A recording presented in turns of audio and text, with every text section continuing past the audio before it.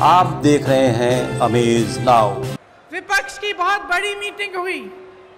तमाम विपक्षी दल के बड़े बड़े वरिष्ठ नेता आए।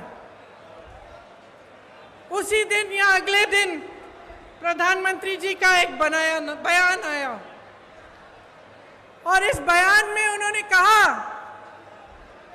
कि जितनी भी विपक्ष के नेता हैं, जितने भी विपक्ष की पार्टियां हैं, एक झटके में प्रधानमंत्री जी ने जैसे सब धान 22 पसेरी सबको चोर बोल डाला।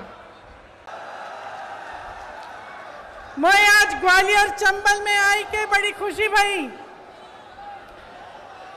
मैं पहले भी पीताम्बरा मैया के दर्शन को आई हती।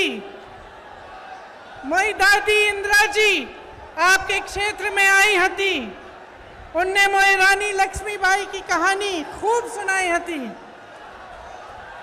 मैं बचपन में तुम्हारे क्षेत्र की वीरता और साहस की कहानियां पतो हैं।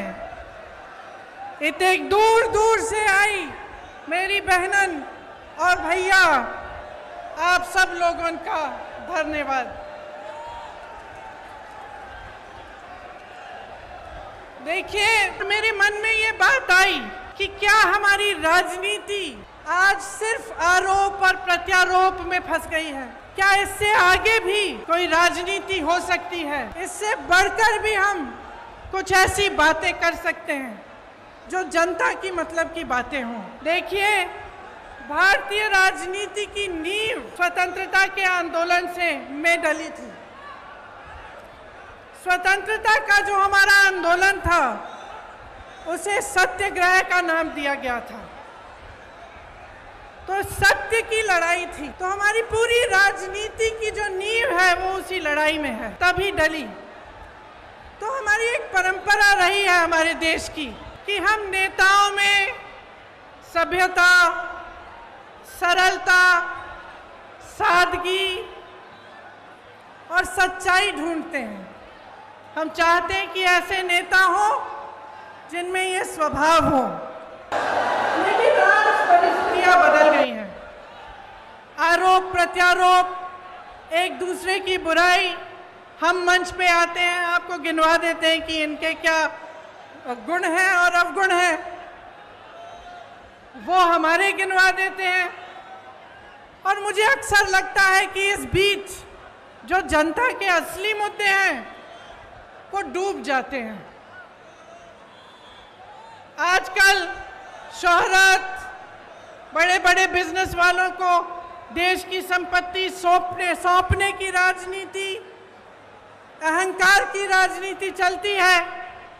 मैं भी जब यूपी गई तो मेरे साथियों ने बोला, दीदी बड़ी गाड़ी में बैठो। मैंने कहा क्यों? कहते भोकाल होना चाहिए। तो आजकल भोकाल की राजनीति है, शान शोहरत की राजनीति है, और कहीं पे बीच में जो जनता की समस्याएं हैं, जो सत्य है इस देश का, वो डूब रहा है।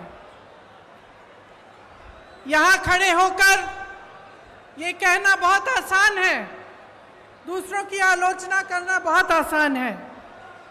आखिर राजनीतिक सभ्यता को कायम रखने की सबसे बड़ी जिम्मेदारी किसकी होती है? प्रधानमंत्री की ही होती है। लेकिन 2 दिनों पहले की बात है, विपक्ष की बहुत बड़ी मीटिंग हुई। तमाम विपक्षी दल के बड़े बड़े वरिष्ठ नेता आए। उसी दिन या अगले दिन प्रधानमंत्री जी का एक बयान आया और इस बयान में उन्होंने कहा कि जितनी भी विपक्ष के नेता हैं, जितने भी विपक्ष की पार्टियां हैं, एक झटके में प्रधानमंत्री जी ने जैसे सब धान 22 पसेरी सबको चोर बोल डाला। इतने वरिष्ठ नेता, अपने अपने प्रदेशों के प्रतिनिधि, बड़ी बड़ी पार्टियों के नेता, जिन्होंने आजीवन देश के लिए संघर्ष किया, जिनका देश प्रदेश में आदर है, जो जनता के मुद्दे उठा उठा कर आगे बढ़े राजनीति में, उनका इस तरह का अपमान प्रधानमंत्री जी ने खुद कर दी। और दूसरी तरफ देखिए, मणिपुर में 2 महीनों से पूरा प्रदेश जल रहा है, घरों में आग लगाई जा रही है, मार काट हो रही है आपस में, महिलाओं के साथ भयावह अत्याचार हो रहा है, बच्चों के सर पर छत नहीं रहे, और हमारे प्रधानमंत्री जी ने 77 दिन के लिए कोई बयान ही नहीं दिया इस पे। वहां पे एक्शन लेना छोड़िए, एक लफ्ज नहीं कहा। कल मजबूरी में, क्योंकि एक इतना भयावह वीडियो वायरल हुआ कि वो फिर चुप नहीं रह पाए, तो मजबूरी में कल एक बयान दिया, उन्होंने एक वाक्य बोला और उस वाक्य में भी राजनीति घोल दी। उस वाक्य में भी उन्होंने उन प्रदेशों का नाम ले लिया जिसमें विपक्ष की सरकार है। तो मैं आपसे पूछना चाहती हूं कि ये जन आक्रोश लिखा है, ये जन आक्रोश किस बात का? ये जन आक्रोश आपके ही मुद्दों पर है कि नहीं है? और यहाँ खड़े होकर मैं भी इस 30 मिनट के भाषण में 10 मिनट प्रधानमंत्री जी की आलोचना कर सकती हूँ। 10 मिनट के लिए मैं ये कह सकती हूँ कि कितनी घोषणाएं, नकली घोषणाएं की, कितने घोटाले किए, कितने नाटक करते हैं शिवराज जी। और मैं 10 मिनट के लिए सिंधिया जी के बारे में भी बोल सकती हूँ कि किस तरह से अचानक उनकी विचारधारा ही पलट गई। लेकिन आज मैं यहाँ आपका ध्यान भटकाने के लिए नहीं आई हूँ, मैं आपके मुद्दों पर बात करने आई हूँ।